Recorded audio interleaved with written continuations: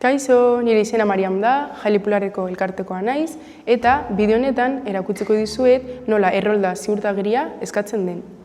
Horretarako, bilatzailean idazten dugu errolda ziurtagiria, Vitoria-Gasteizko udala.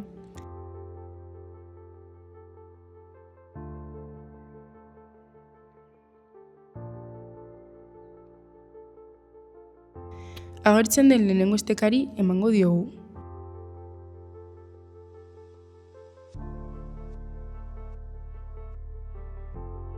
Eta horri bat irekiko da. Bertan, azaltzen da nola bete datuak eta behaldean betetzeko laukitxoak agertuko dira. Lehenengo eskatzen dutena da nana letrarik gabe, edo egoitza baimena izanez nie osoa, letrak eta zenbakiak barne, marratxorik edo utzunerik gabe. Gero, argi esaten da ez direla erabili behar laburdurak, datuak sartzerakoan. Ondoren, emandako argibidei jarraituz, laukitxo guztiak betetuko dugu. Hauek eskatzen dituzte.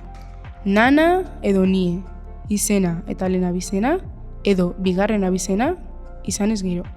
Behin eremuak beteta, klik egiten dugu onartu botoian. Orduan, leiho bat irekitzen da, kalearen izena sartzeko. Izena idatzi behar da aurretik kalea, edo etorbidea bezalako hitzik jarri gabe. Adibidez, los huetos etorbidean bizi banaiz, soilik idatziko dugu los huetos, ez kalea los huetos. Lauki hau bete ondoren, berriz ere klik egiten dugu onartu botoian.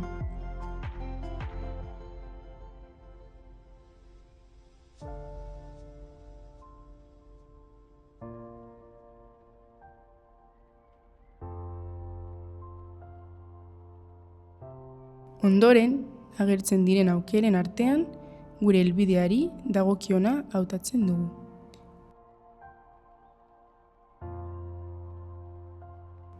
Azkenik, portal zenbakia aukeratzen dugu, eta berriz ere klik egiten dugu onartu botoian. Azken urratzean aukera ematen zaigu, errolda ziurtagiria deskargatzeko. Errolda ziurtagiri individuala, banakako errolda ziurtagiria lortu, botoiari klik eginez. Proiektu hau finantzatuta izan da Gasteizko udalengatik eta gauzatuta Jalipularengatik, Gambia Euskadi, Telimil Euskadi, Manos sobre Corazón eta Mujeres de Kenia. Eskerrik asko!